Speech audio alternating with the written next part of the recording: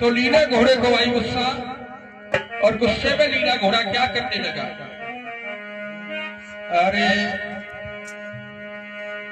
बहुत से रस्सा खोलो है लीला घोड़ा ने, अरे बहुत से रस्सा खोलो है लीला घोड़ा ने।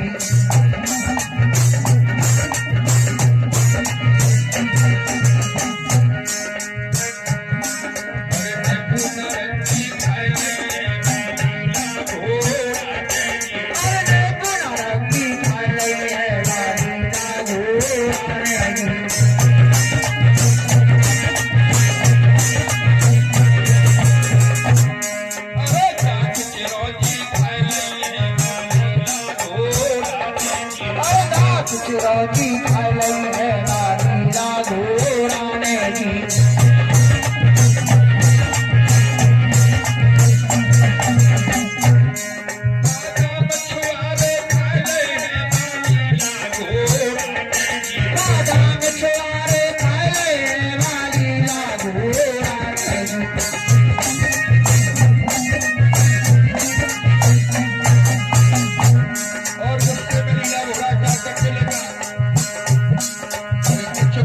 कछ तोड़े मरोड़ी लीला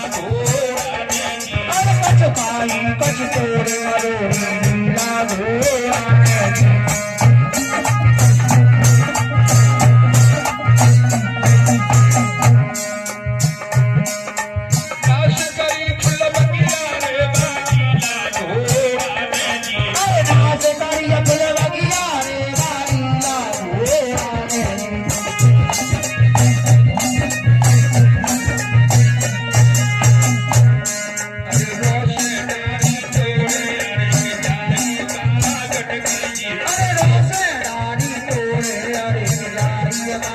ने जी।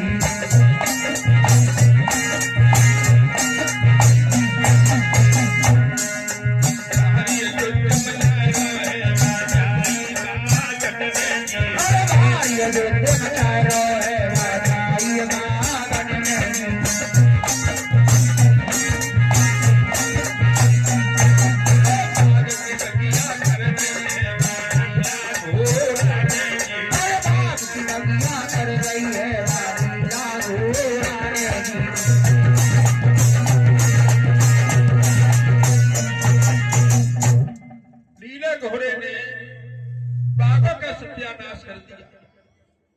लीला घोड़ा फल उठा जाए, वृक्ष खाते जाए, फेंकत जाए, खाए तो कम लेकिन बिगाड़े ज्यादा।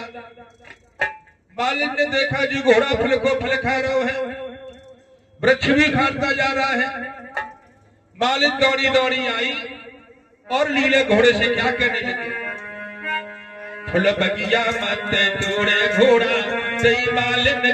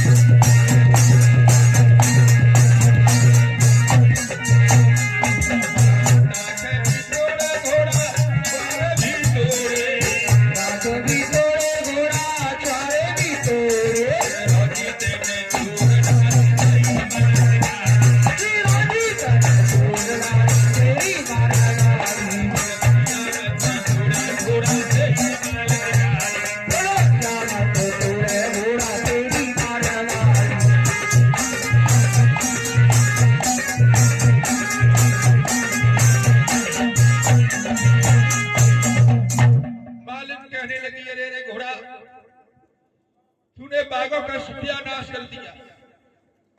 राजकुमारी सीरियल को पता चला, तुझमें माल लगवाएगी, क्योंकि ये बाघ जनाना है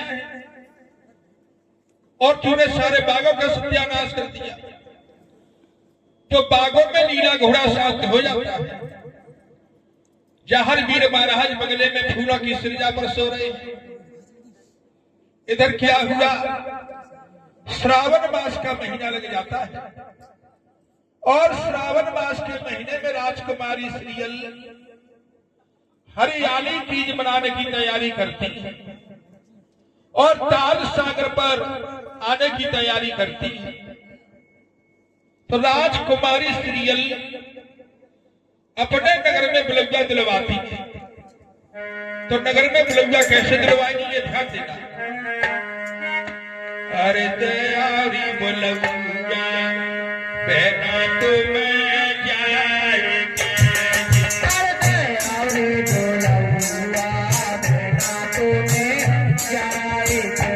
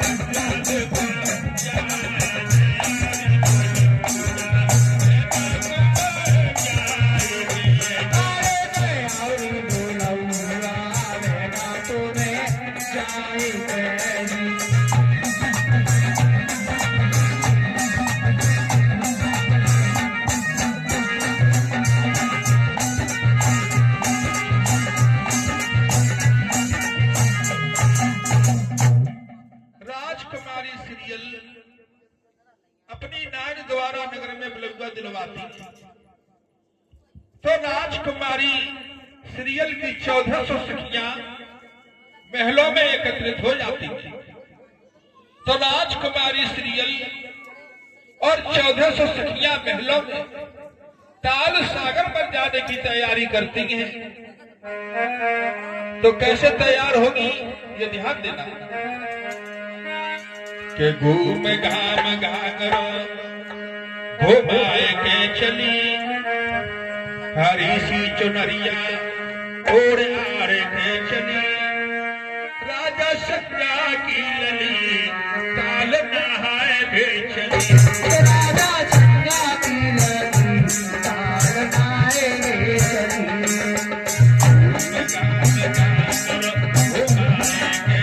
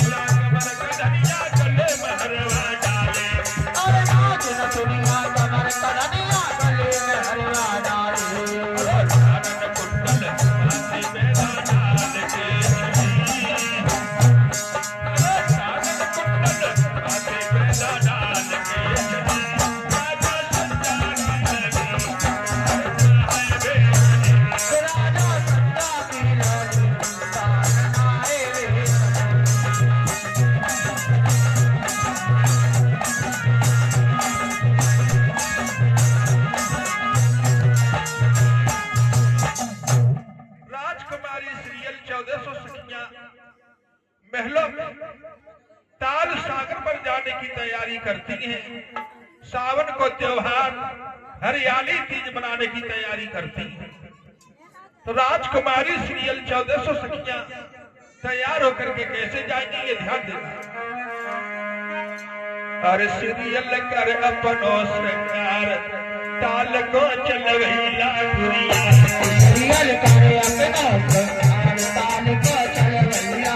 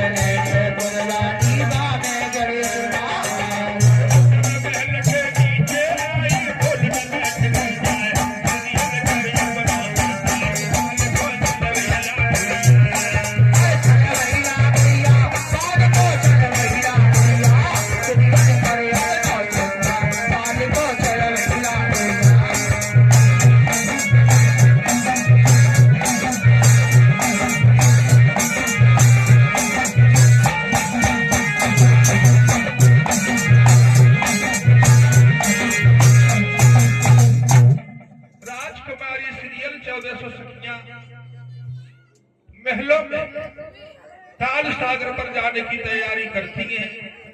सावन को त्योहार हरियाली तीज मनाने की तैयारी करती हैं। तो राजकुमारी सीरियल 1400 सखियां अपने अपने डोलों में बैठ करके आगे के लिए जाती हैं। तो कैसे जाएंगे, ये ध्यान देना। अरे 1400 डोला सज गए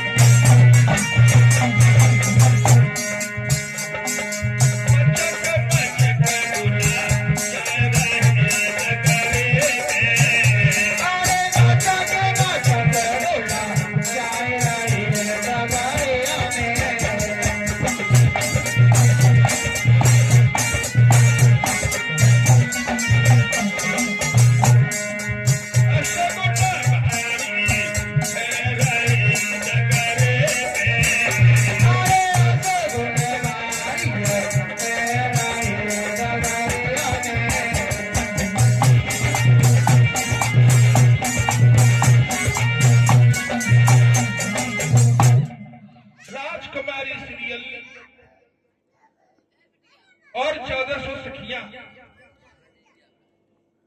महलों में तैयार होकर के अपने अपने डोलों में बैठ करके रास्ते में जा रही है। तो रास्ते में राजकुमारी सीरियल के साथ असगुन होने लगे। तो क्या क्या असगुन होने लगे ये ध्यान देना। अरे कली है रानी दूजा श्याम, कलिया है रानी दूजा श्याम,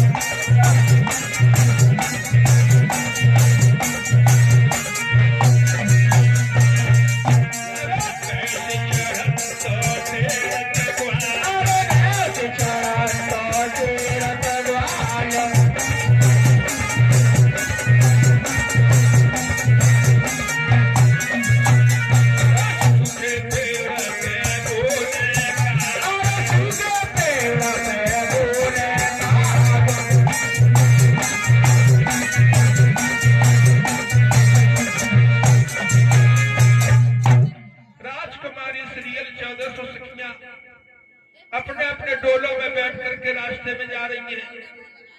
असगुन होने लगे। कली है दूजा श्याम, बामी में से करो नाग, बैसी चढ़ंता टेरत ग्वाल, सूखे पेड़ पे बोले काग।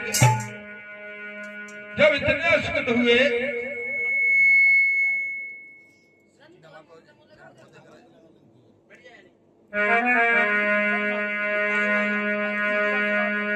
जब रास्ते में असगुन होने लगे तो एक सखी कहने लगी, बहन दगरे में असगुन हो रहे हैं, आगे के लिए ना जाओ।